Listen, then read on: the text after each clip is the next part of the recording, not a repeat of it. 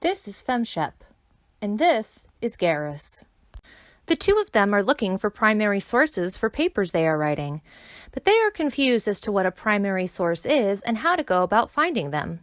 Let's join them on their research journey to uncover the definition of a primary source and help them to find the best sources possible for their topics.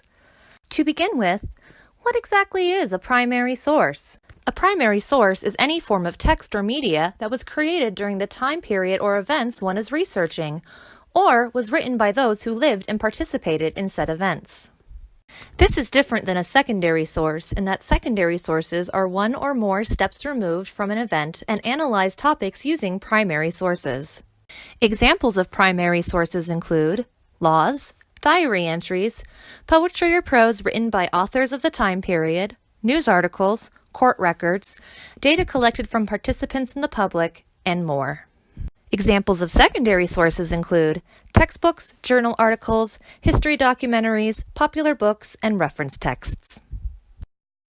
Now that FemShep and Garrus know the difference between primary and secondary sources, let's examine why using primary sources can greatly benefit their research and their writing. Primary sources have a way of removing bias. Secondary sources are interpreted through the author providing the information. For example, a court record of the Sleepy Lagoon murder trial would yield more accurate information about the trial itself and the attitudes towards the defendants than simply reading a Wikipedia article or listening to the song Zoot Suit Riot. However, primary sources do have a bias. Using primary sources requires students to delve deeper into their research and place their sources in a context of the cultural norms of the time. As such, students will need to examine sources from this perspective to find where the truth lies.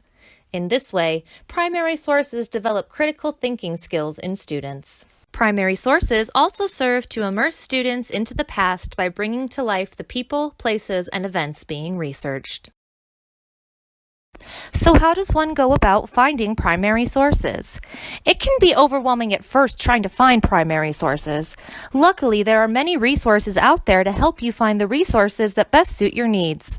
Let's check back in with FemShep and Garrus to see how they're progressing. FemShep is researching the effect of Victorian poor laws on women. First, she makes a trip to her local library and meets with the librarian. Many librarians are master researchers.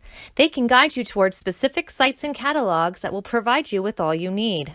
Additionally, many libraries have access to sites like JSTOR. These sites house scholarly articles that usually require a fee to use. Next, FemShep looks for literature written during the time of the poor law's passing and settles on the classic fairy tale, The Little Match Girl. Still wanting more, FemShep continues her search and finds the original 1830 Poor Law, a court case regarding prostitution, and medical books relating to female health of the era. Garrus, on the other hand, is writing a paper about the racial makeup of America and how it has changed over the years. Through his search, he has found census data, Supreme Court rulings determining race in America, and immigration records from the turn of the century to the present. In addition to librarians and libraries, there are many online resources for students to find primary sources. The U.S. has committed to preserving and making accessible many of the country's governmental and historical documents through the National Archive and the Library of Congress, both of which have databases open to the public. If you're still stuck trying to find primary sources, try expanding your search to include artwork and images as well.